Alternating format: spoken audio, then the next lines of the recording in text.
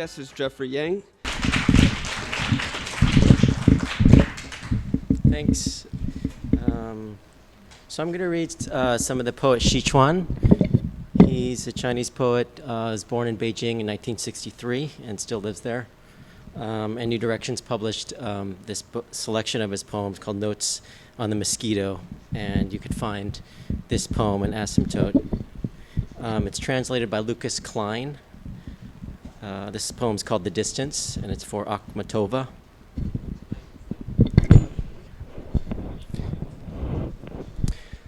The distance.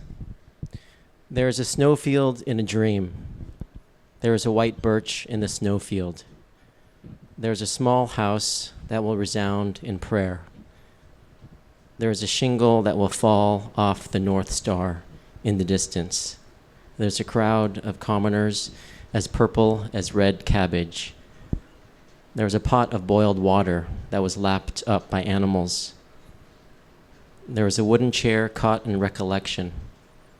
There is a desk lamp whose illumination represents me in the distance.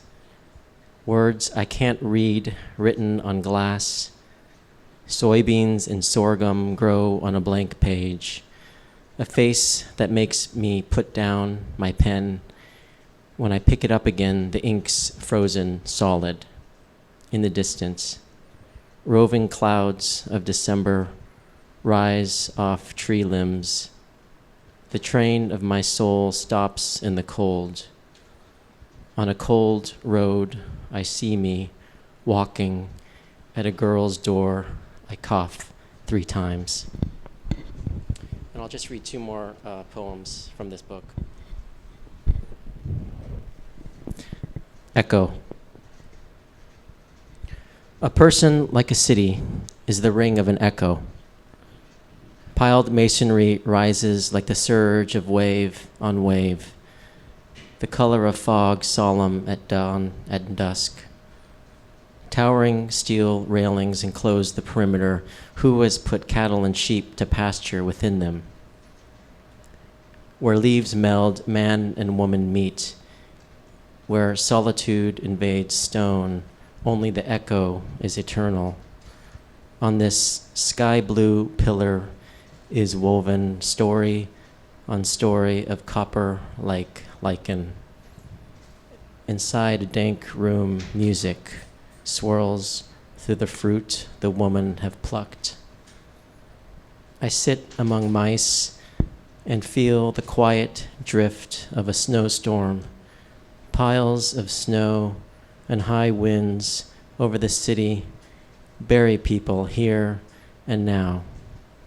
Their spirits change into cloaked watchmen in the canyon of midnight, but here, a city built by an echo, we dig our feet into the ice-cold mud and sand, turn around, cough up blood, and take up our old trade. And this last poem is called Dragon. You see it's a lot different than some of his earlier poems, which I just read. Dragon.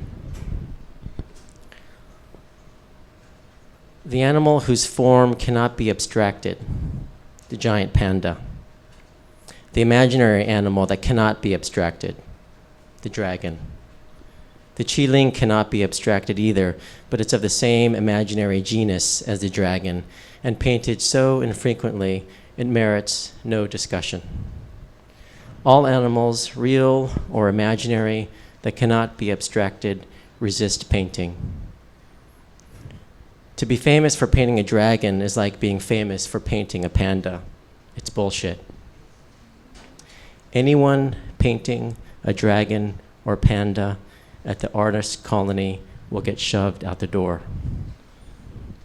The Dragon King, snake-like body, swimming through water and flying to the sky, such exquisite skill.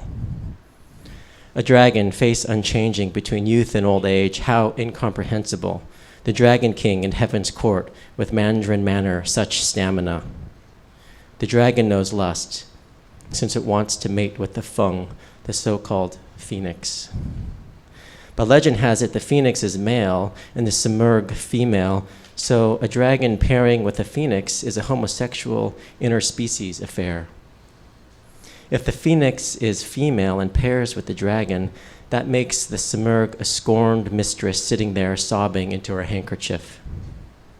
Master Ye loved the dragon, but not the phoenix, a typical perversion. When the dragon didn't come, the phoenix tugged on his robe, saying, "Master, do not leave me." The story then says that the dragon came. But here's another possible conclusion to the story of Master Ye loving the dragon. The dragon didn't come, leaving Master Ye high and dry. But ambergris or dragon spit can enter the veins. The dragon girl can be a wife. Dragons can form a gang of delinquents with tigers and leopards. The dragon throne, in which only one man may sit, has been sat upon by many men. But in feng shui, the dragon vein must not be ruptured lightly. It's possible to imagine that the Forbidden City becomes a zoo each evening, to imagine true dragon, son of heaven, flying to heaven each midnight, since after all, he is true dragon. Those born in the year of the dragon should be nothing like those born in the year of the horse or dog, since horses and dogs are common. Haven't seen a 5-clawed dragon. Haven't seen a 4-clawed dragon or a 3-clawed dragon. Of course, the dragon shows his face, but not his tail. Some know the expression, "The dragon hides, act not," by heart. Waking the next day, you find your whole world turned upside down. Thanks.